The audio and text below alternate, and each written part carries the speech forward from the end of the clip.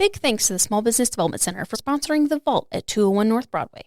The SBDC is an incredible resource for small business owners, offering free one-on-one counseling, business plan support, market research, financial projections, and much more.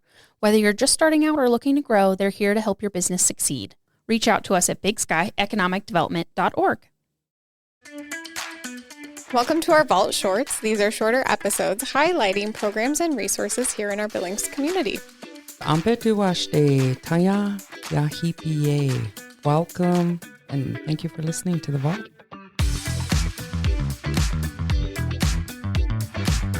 The following is a Big Sky Economic Development production. It's Mars B. And Kavo. And this is The Vault at 201 North Broadway.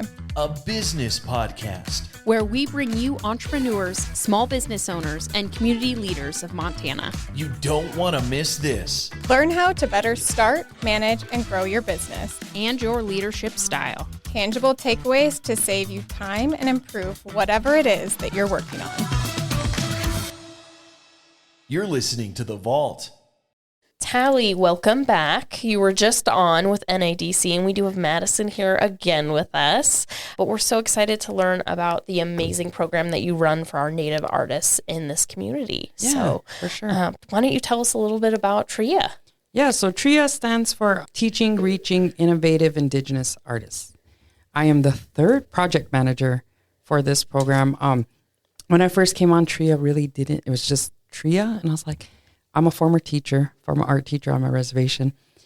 And I was like, it has to mean something. Yes, so then, yeah. I did some wordplay and then got the approval of Mary of what words we can plug in there to really give the program life. Yeah. It's a little bit stagnant.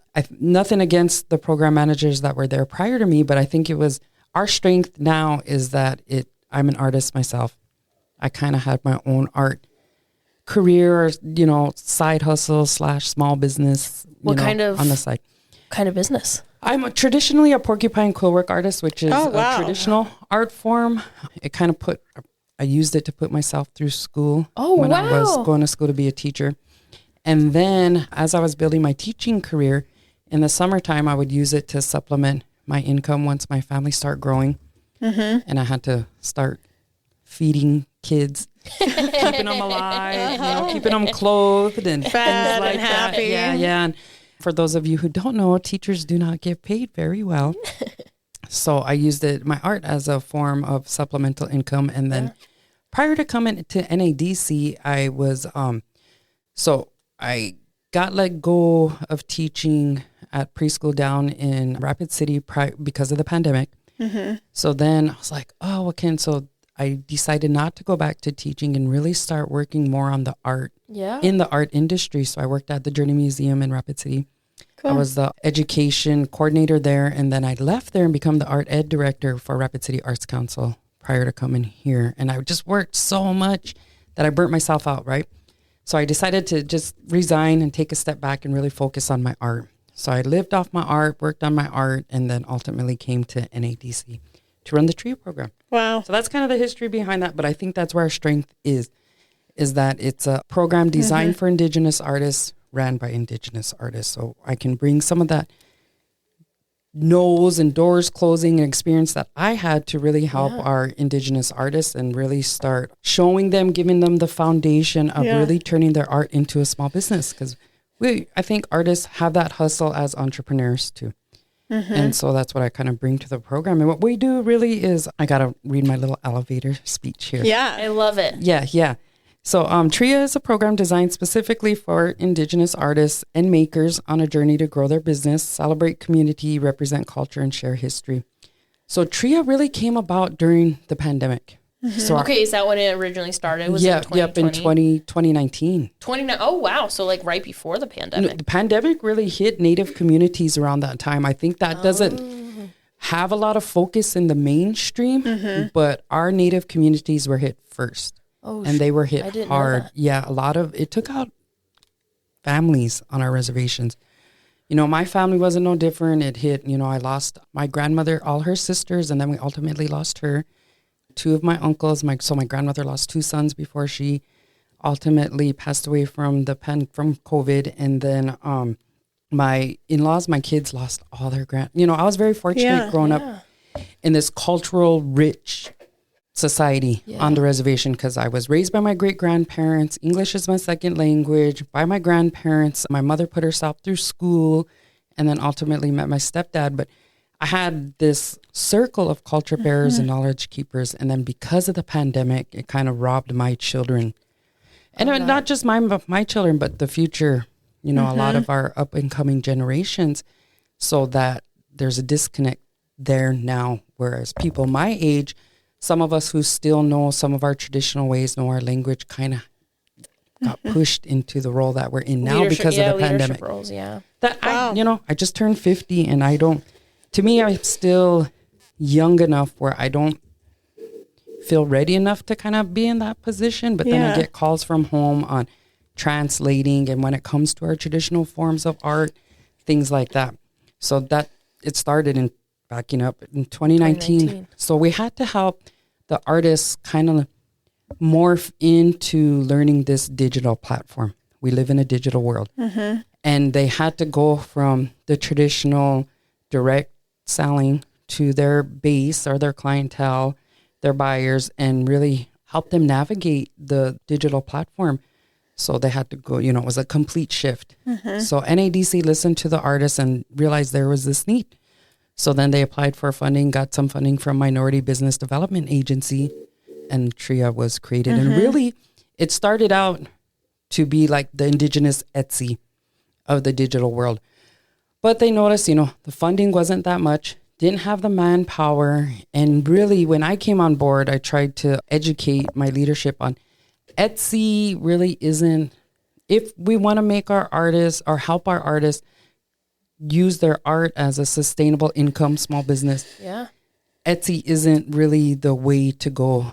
It takes fees out. It takes the more you sell, the more Etsy takes. Well, and one of the differences I think was that we started off kind of as also consignment. So NADC was like, Tally, you're the artist. We can hold the product that you're selling through the Triia program, and then we pick and pack it and ship it. Okay. And that's where we did not have the manpower to do that. Well, and then consignment really isn't viable if you're turning your creative based business into a sustainable income. So then we kind of morphed into this program that we're multi-level. There isn't just one thing that we do. Really, in our mission statement, it's about uplifting. Or what is our mission statement? So, they came up with Triia's mission is to elevate and showcase the talents of Native American artists. And I'm trying to have them phase out Native American, because ultimately indigenous is the word that is less exclusive than Native American, because we have this influx of First Nations artists that are joining the program too. So indigenous is more inclusive, and hopefully we become global with all the indigenous people. Or I hope that for you too. Yeah, it'd be cool. It's a lot of hard very work. cool. Yeah. So, You're like, I need some more employees. And I just want to put a plug, because Tally admits this all the time that I'm getting to that. I'll let you get to it. So we provide a platform for indigenous artists where they can promote their work on a regional, national, and international marketplace, which in turn supports the growth and global competitiveness of indigenous enterprises. So it's really kind of, I think when people look at small businesses or they look at entrepreneurship, they don't think of the art industry and really that hustle behind. I would agree artists, with that. It's kind of like floating off here in its own world, but they're small business owners just like anybody else. They creating and selling a product, which is their art business. Yeah. And and then on the flip side, try to really coach our artists into thinking that your art is your product. And then you're making it by hand. That they are small businesses too. And that they're worthy. I don't know when it became acceptable for people to talk indigenous artists down on their pricing, but it's still artwork.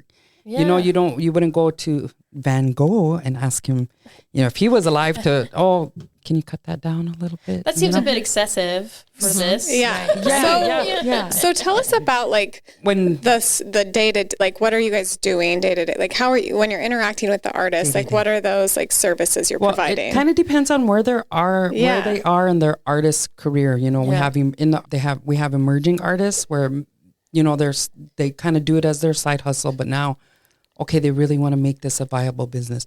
Or a re-emerging artist as myself, who, you know, kind of my art takes a back seat sometimes and then it comes back.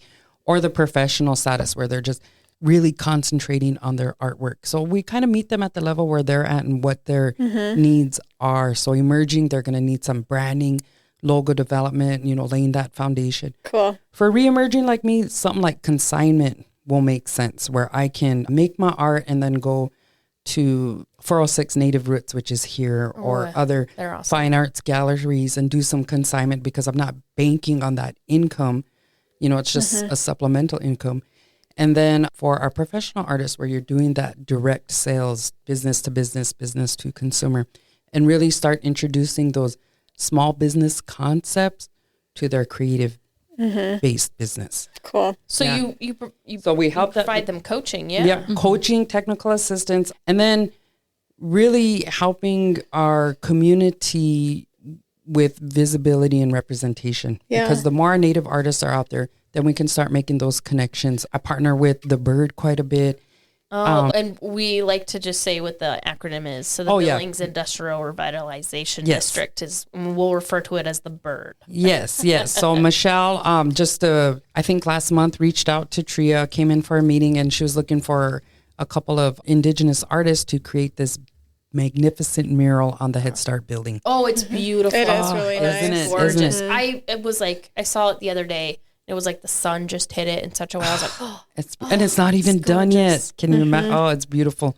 So, you know, making those connections with community partners and with our artists to stimulate those revenue generating opportunities and then create that visibility and representation, not only in the arts industry, but then Triia is kind of where art and tourism intersect, because the other component of our program is getting our tourism operators introduced into Indigenous arts. And then we have a component called Triia Travel, which will really cater to the tourism industry.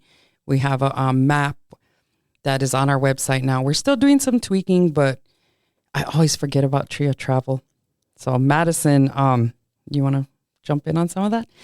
My goal is to really have Madison, once Triia Travel is developed more, because she's our wilderness gal. She knows all the cool places. She does. I love watching her, because then I'm like, oh, she's doing that hike for me. I know, I'm like, love it, wouldn't do it, but love to see it. Yeah. So she's more than a day hike is like, I had a 4-5 weekends straight this summer in my tent. So one of those, I met one you for right before. one for each of us. One for each of you and a few extras. I'm not sleeping. Not for me. She has youth and fitness in her energy. corny. And the knowledge of all the outdoorsy stuff. I'm not that traditional. I'm old now, and I I'm like used my amenities. Yes, I'm used to the comforts of city life now. You know, I go back home, and everybody asks me, you know, on the reservation, they ask me to do something. I'm like, I don't do that anymore. I'm urban. I'm used to this. I'm used to the city life. That now. Sorry. Yeah. So on that end, so that's where we really bring in the tourism operators and the DMOs, which are destination marketing organizations, and really enhancing what Montana already has when it comes to tourism. And I sit on the board of MIDA, which is the Montana Indigenous Tourism Alliance, and really help stimulate that economic growth within Indigenous communities and how tourism really plays a vital role in that economic growth.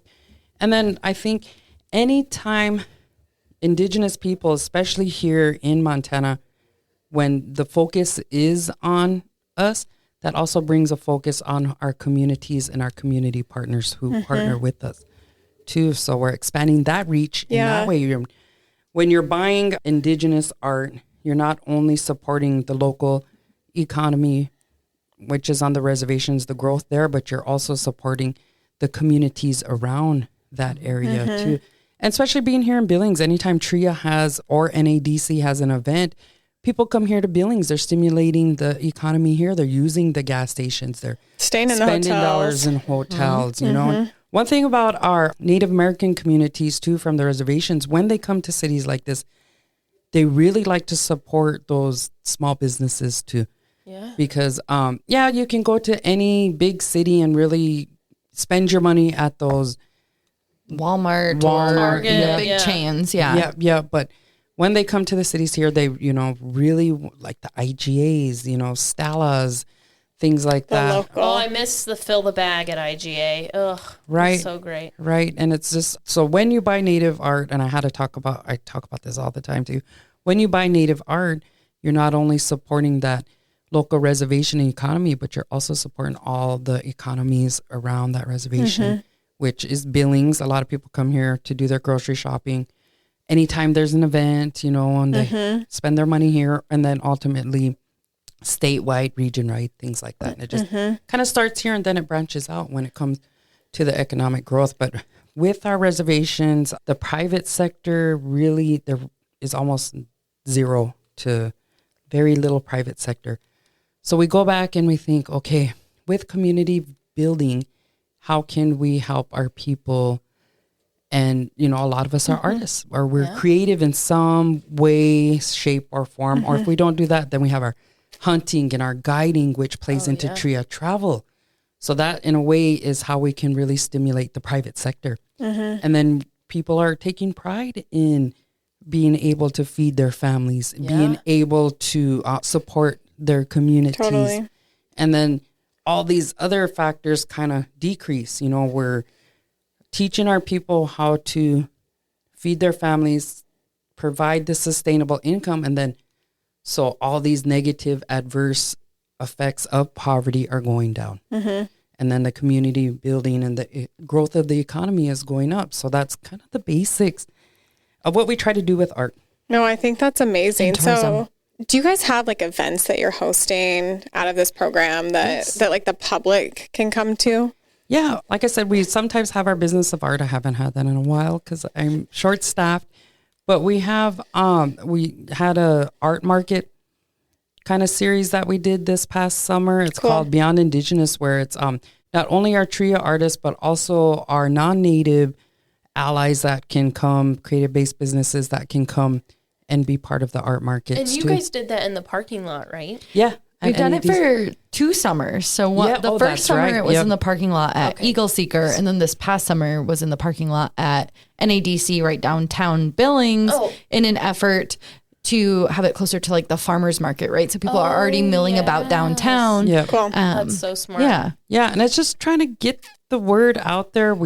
Sometimes it was a hit and miss. Yeah. And part of the revenue generation opportunities are, if we don't have the audience, then it doesn't, our artists are there. But it's a time for them to connect with each other too when they're not busy, I guess. But peer-to-peer connection is so important with business owners when it can feel super lonely. And so to know that there's somebody else going through it with you is so important. So there's huge value in that, but there's also huge value in them making sales. Yeah, for sure. Yeah. And, sharing best practices with each other. What works for one may not work for the other one. And good connections to connect each other too. Yeah. And Triia does that too. We're like the connector between tourism industry, art industry with the indigenous artists. And then part of it is what we do is advocacy, some policy changes here on the local level. Nice. I'm also part of a public art project, Mobilize the Magic City. Oh, wow. Oh, cool. Yep. And we have a indigenous hub at North Park there that Mariah Gladstone from Browning did. Cool. And then, of course, the mural on the Head Start. And then we connected with downtown Billings and had a couple of Triia artists that came down and painted in the alleyway there behind Yellowstone Department of Public, that building there. Human Services? Yep. And then Wise Wonders is on. So there's this alley that. Yeah. Oh, yeah. Got it. Yep. And it was like being vandalized and it was dark, It is so crazy what a mural does where people are like, oh, that's too pretty to tag. Right? Well, there's this That's whole true. push behind public art, which is a lot of people aren't aware of, public art can be a tool to combat vandalism and other adverse things that can happen in a dark alley. Yeah, because then they get lit up. I mean, people then put lights up on them that have them on their buildings. They add it's There's like the more people SEPTED around. program. Yeah. You're And coming them for photos, whether it's senior, family, wedding, engagement. And that plays into Podcast, economic we got growth. Yeah. Mural. Yeah, on our tandem bike. Yeah. We're very good. And it can It play is into so hard to tourism ride. as well. So, Totally. wanna try. this city can, under Mobilize the Magic City, which Triia is a part of, it's a collaborative effort of community partners. I actually have a meeting with them after this.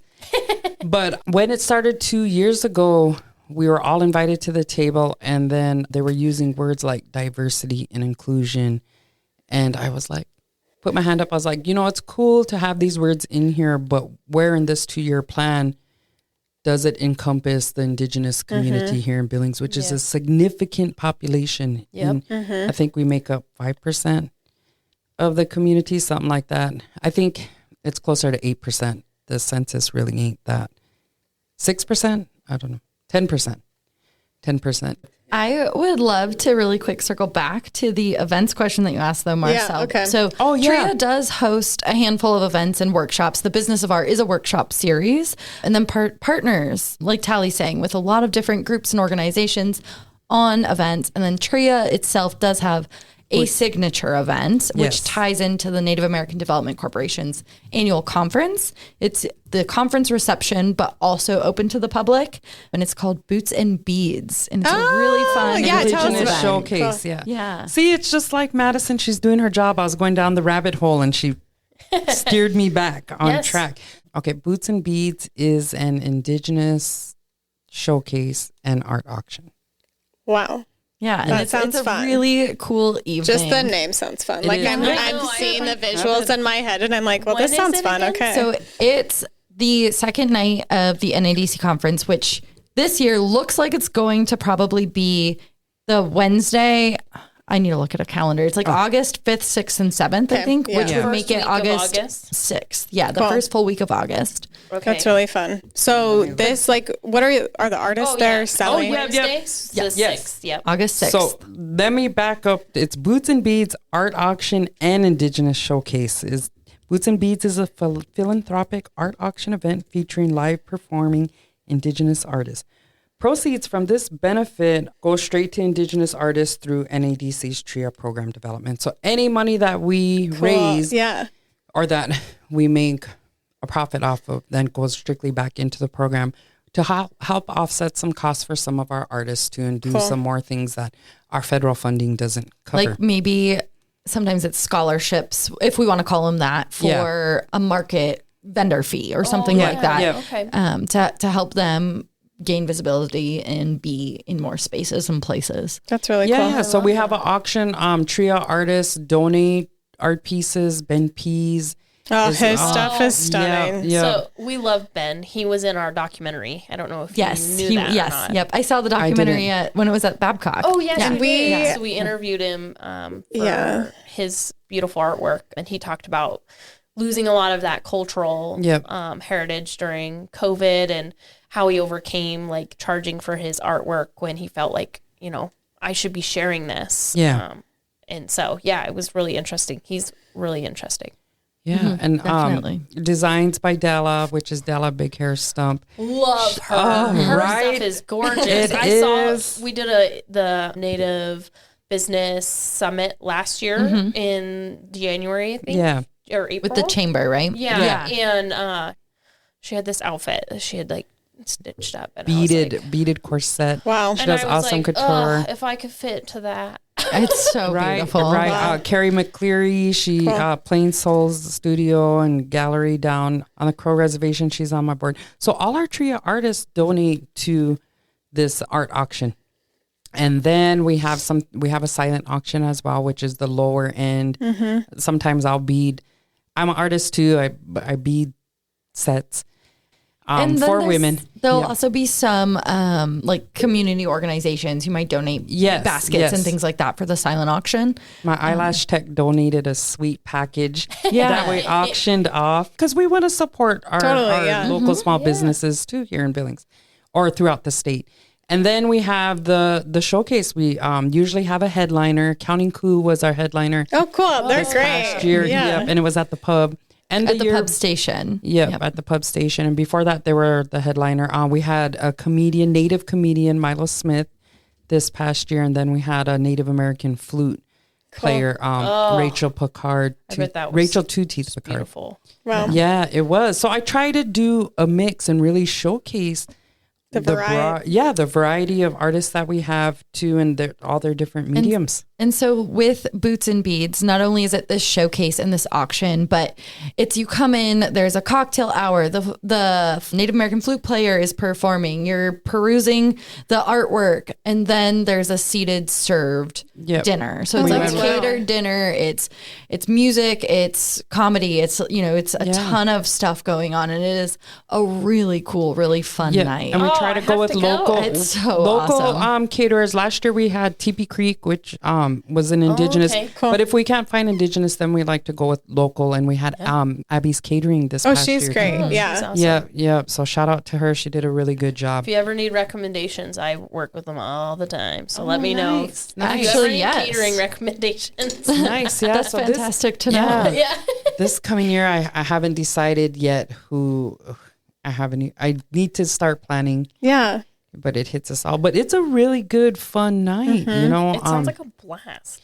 Yeah, It's a long day for us because it's follows the biggest day of our conference, but it's so much fun, and it's so wonderful to see people enjoying the evening. And even like the staff at the pub station at the end of the night, they were like, this was really refreshing. This was really fun. Yeah. It was really great. I hear they're fun events and they're great events, but you mean business while you're there. We get that. I don't have time Marcel to enjoy probably more than me. all that. And Madison's usually helping me out quite a bit too, because I'm running around like, but I hear they're pretty good events. Yeah. So tell us, where can people, if they're interested, where can they go and learn more?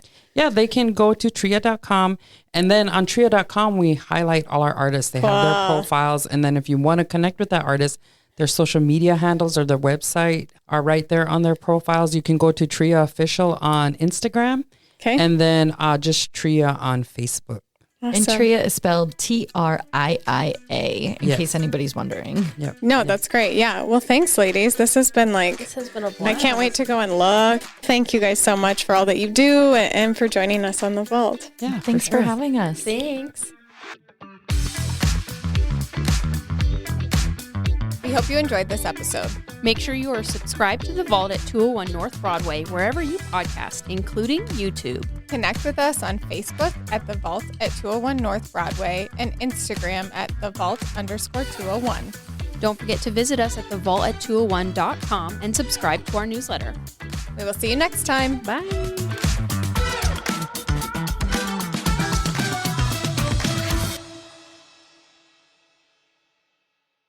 Thank you to Big Sky Economic Development for supporting The Vault at 201 North Broadway. Big Sky Economic Development is the community's economic development organization. BSED's mission is to sustain and grow our region's vibrant economy and outstanding quality of life by providing leadership and resources for business creation, expansion, retention, new business recruitment, workforce development, and community development. Learn more and connect with BSED at bigsky.economicdevelopment.org.